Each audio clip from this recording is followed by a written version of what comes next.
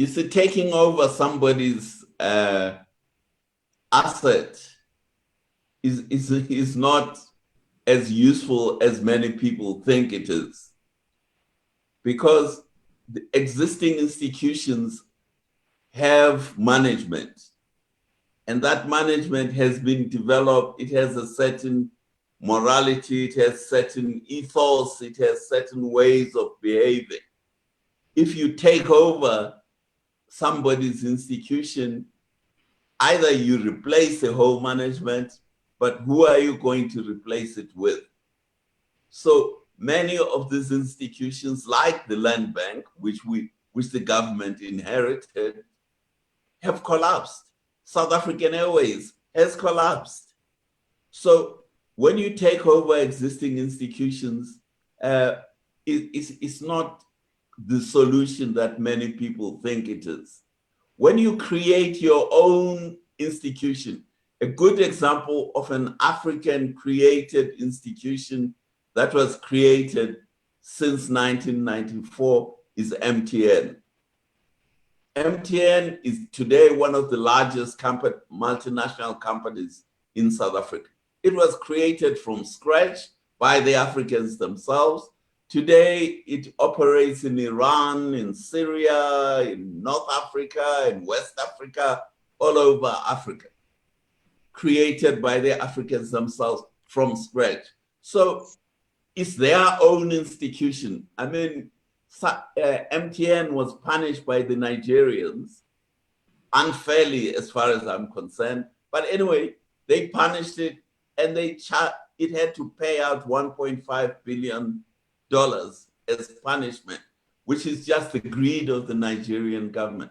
But MTN was able to pay that and has survived and has thrived as an African-owned multinational corporation.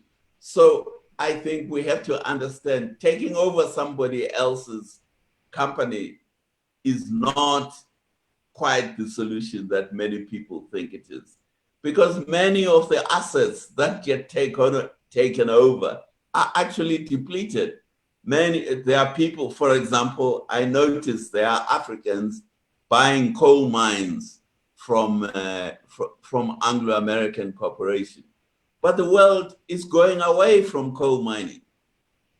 So what is the point of you getting yourself in debt to get billions? You give these billions to Anglo-American, and then tomorrow there's no demand for coal. So those are the traps that acquiring other people's assets put you in. It's much better you build your own company. Look, let's take Herman Mashaba. Okay, Herman Mashaba built a hair products company, Black Like Me. Now, it's still running. He built it from scratch. He got people to work for him who had the requisite, but him and his wife, Connie, built up the company, and the company is one of the most competitive company in the African hair care business. So it can be done, and that is the best way to do it.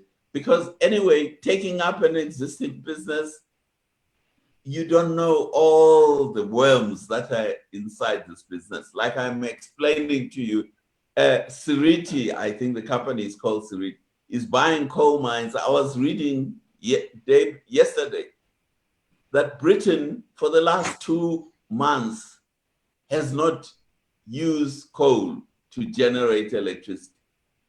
So they invented the use of coal for steam engine, but they've stopped using coal themselves. Now, we, the blacks in South Africa, are buying coal mines from Anglo-American Corporation. And, you know, I have a friend in Zimbabwe who bought asbestos mines from a British company. Now this poor guy, he was left holding this baby who was like, you know, breathless. So it's far better to build your own business rather than to, once you have the business and you know the issues of your industry, then you can buy another company. But to think you can take over the company like the ANC government taking over SAA, and they think they can run it and taking over the land bank and thinking that, oh, we're now rich, we're great bankers. Well, the bank has collapsed twice already.